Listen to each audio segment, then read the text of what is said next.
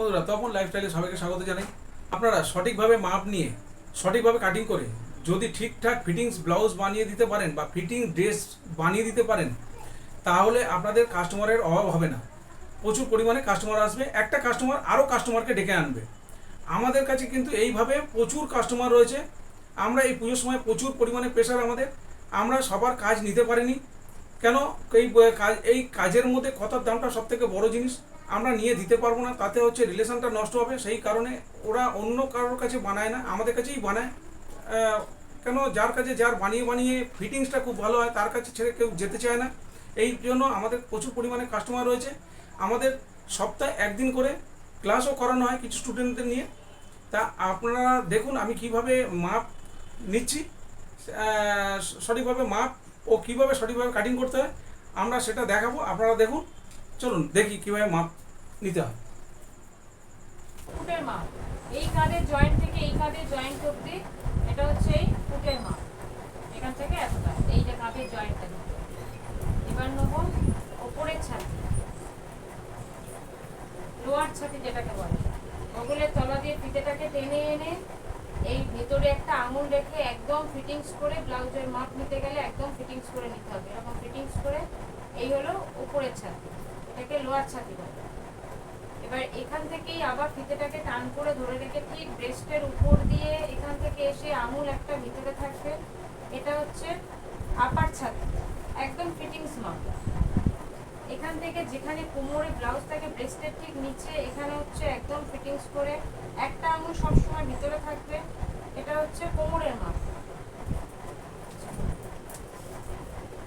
এই কাঁধের জয়েন্টের এখান থেকে ধরে মিডিল করে নিয়ে এখান থেকে যে যতটা ঝুল পড়বে সেই অনুযায়ী ঝুল, স্ট্যান্ডার্ড ঝুল হয় 14। এবার নেবো বগলের মাপ, ওটাকে বলে মোহরার মাপ। বগলের তলা দিয়ে ফিতে ধরে এখান থেকে নিয়ে একটা আঙুল কাঁধের উপরে রেখে জয়েন্টের সামনে এখান থেকে ফিতে এনে একদম ফিটিংস করে মোহরার মাপ। আঙুল তলা একটা আঙুল সবসময় যেন তলায় থাকে। ঠিক হাতের এইখান থেকে কাঁধের এখান থেকে হাতের পয়েন্ট ঠিক এখান থেকে, এই যে হাতটা আছে এখান থেকে একদম এই সমান থেকে ধরে যে যতটা চাইবে ঝুল হাতার সেইভাবে দেওয়া হবে। আমি এখানে ধরলাম, এখানে 10 হাতা। এবার যেখানটায় হাতার ঝুল শেষ হলো তার চারপাশে রাউন্ডটাকে নিতে হবে একদম ফিটিংস করে। এটা হলো মুহুরি। আঙুলটা অবশ্যই তলায় তলায় মাপ নেওয়ার সময় রাখতে হবে। এটা হলো মুহুরির মাপ। এবারে ব্লাউজের বাস পয়েন্টের মাপ নেব। ঠিক কাঁধের এই মিডিল জয়েন্ট থেকে ধরে নিয়ে এখান থেকে ব্রেস্টের ঠিক মিডিল পয়েন্ট অবধি হচ্ছে বাস পয়েন্ট। বাস পয়েন্টের মাপ নিলাম। এবার হচ্ছে এখান থেকে এবার কে কতটা পিট করবে সেই পিঠের ডিপ অনুযায়ী পিঠটা এই কাটিং হবে।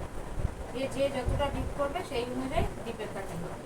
সামনেও তাই, কাঁধের ঠিক মিডিল এখান থেকে ধরে নিয়ে যে যতটা ডিপ করবে বলতে এখান থেকে 6.5 থেকে 7 অবধি ডিপ হয়, এর বেশি ব্লাউজের সামনে ডিপ। এবার যে যেরকম পছন্দ করবে সেই অনুযায়ী ডিপ হবে, এরকম ভাবে। বন্ধুরা, কিভাবে মাপ নেওয়া হয় সেটা আমি দেখালাম। এখন সংক্ষেপে দেখাবো কিভাবে কাটিংটা করতে হয়। যখন আমি কাটিং করব তখন আমি খুব ভালোভাবে বুঝিয়ে দেবো কীভাবে কাটিং করতে হয় আর কিভাবে স্টিচিং করতে হয়। খুব ভালোভাবে ভিডিও করে আমি দেখিয়ে দেবো। এখন আমি সংক্ষেপে দেখাই কিভাবে কাটিং করতে হয়। যদি আমি ঠিকঠাক মাপ নিয়ে যদি ঠিকঠাক কাটিং না করতে পারি, তাহলে আমার দুটো প্রবলেম এসে দাঁড়াবে। একটা বুকের সামনে জড়ো হবে আর একটা কাঁধ থেকে পড়ে যাবে। দেখুন, আমি যেভাবে এই যে কাটিংটা দেখাবো এভাবে কাটিং করলে কোনো সমস্যা হবে না। ফিটিংস খুব ভালো হবে, কাপড় জড়ো হবে না, কাঁধ থেকে পড়বে না। কাঁধ থেকে পড়ে যাওয়ার একটাই কারণ হচ্ছে পিঠের ডিপ যখন বেশি হয় তখন তার উপরে পুট নির্ভর করে যে আমি কতটা পুট নেব। যে অরিজিনাল পুট থাকে তার থেকে পুট কমে ডিপ বেশি হলে, আর যখন ডিপ খুব কম হয় তখন পুট বাড়ে। এটা আমি নেক্সট ভিডিও যখন করব দেখাবো তখন ভালো করে বুঝিয়ে দেবো। এটা আমি ড্রয়িং করেছি। এগুলো ড্রয়িং, ফর্মুলা ছাড়া ড্রয়িং হয় না। এগুলো সব ফর্মুলা। একটা ছাতির জন্য একটাই ফর্মুলা ইউজ হয় প্রতিটা ছাতির জন্য। এটা কাটিং করে আমাদের ফর্মা করে রেখে দিতে হয়। আমি পরে দেখিয়ে দেবো যে কোন সাইজ থেকে 32 সাইজের জন্য কত থেকে কত পর্যন্ত 32 সাইজ, কত থেকে কত 34 সাইজ, কত থেকে কত 38 সাইজ, কত থেকে কত 40 সাইজ, এগুলো আমি দেখিয়ে দেবো, ফর্মা করে রেখে দেবেন, কাজে কোনো সমস্যা হবে না। এটা এই এই মোড়া কাটিংয়েরও একটা ফর্মুলা আছে, কতটা আমি বগল মোড়া নামাবো তার জন্য একটা ফর্মুলা ইউজ করতে হয়, সেটাও আমি দেখিয়ে দেবো কীভাবে ফর্মুলা ইউজ করার পরে কীভাবে কাটিং করতে হয়। এটা আমি ড্রয়িং করেছি, এটা পুরো ফর্মুলা ইউজ হয়েছে। এটা হচ্ছে